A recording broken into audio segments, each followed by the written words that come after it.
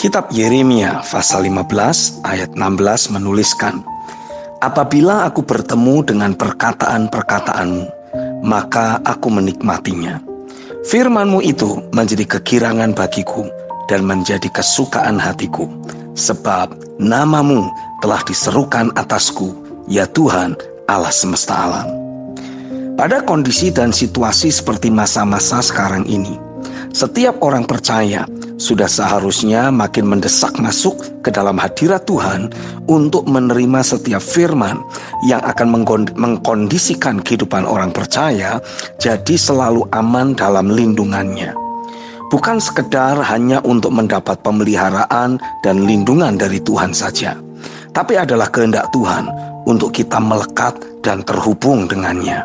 Sebab Dia memang mau mencurahkan isi hatinya yang membuat kita menjadi orang-orang pilihan yang akan hidup oleh firman dan menggenapi setiap rencananya. Oleh karenanya, keberadaan hidup kita harus selalu didasarkan pada firman Tuhan. Firman atau suara Tuhan adalah sumber dan segala-galanya dalam hidup kita, yang harusnya selalu menjadi isu utama yang harus kita kejar dan kita miliki. Karena firman-lah yang akan memberikan kehidupan di dalam damai sejahtera menjadi kesukaan dan kegirangan dalam hidup kita. Dengan adanya firman atau suara Tuhan yang selalu datang dalam hidup kita, akan menghantarkan hidup kita untuk hidup di dalam dunianya Tuhan yang supranatural, hidup dalam mujizat dan perkara-perkara sorgawi. Untuk kita bisa selalu mendengar dan menerima firman, otomatis kita harus menghubungkan diri dengan keberadaan Tuhan. Dan untuk kita bisa terus terhubung dengan realita Tuhan dan firman-Nya, maka hal itu sangat bergantung dengan kondisi hati yang kita miliki. Kitab Amsal yang keempat ayat 23 menuliskan, "Jagalah hatimu dengan segala kewaspadaan, karena dari situlah terpancar kehidupan." Supaya kita selalu mendengar Tuhan dan menganggap firman-Nya adalah hal terpenting dan sesuatu yang paling berharga, maka kita harus memastikan untuk memiliki hati yang rindu untuk mendengar firman-Nya.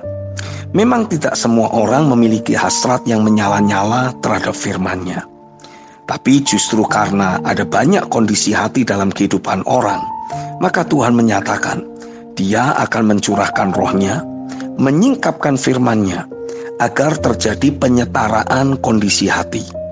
Dia menghendaki untuk semua orang, khususnya orang-orang percaya, memiliki hasrat yang sama akan Dia dan firman-Nya, yaitu selalu haus lapar dan mengejar keberadaannya secara mati-matian, gila-gilaan, dan habis-habisan.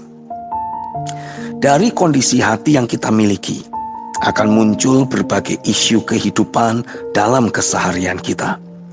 Ada orang-orang tertentu yang menganggap bahwa hal memiliki uang adalah segalanya.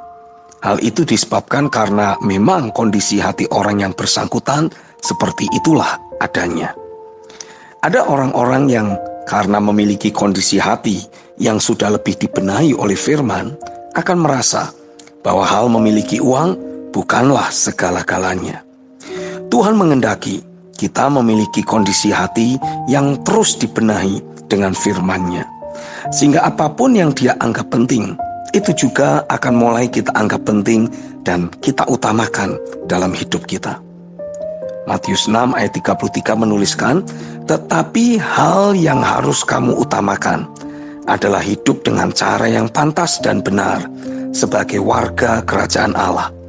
Dan semua hal yang kamu butuhkan akan diberikan juga kepadamu." Terimalah pekerjaan firman dan roh yang membuatmu memiliki kualitas, kondisi hati yang terus diselaraskan dengan isi hati Tuhan. Dengan engkau hidup selaras dengan isi hatinya, otomatis Dia sendiri akan membawamu hidup dalam dunianya yang penuh keajaiban. Amin.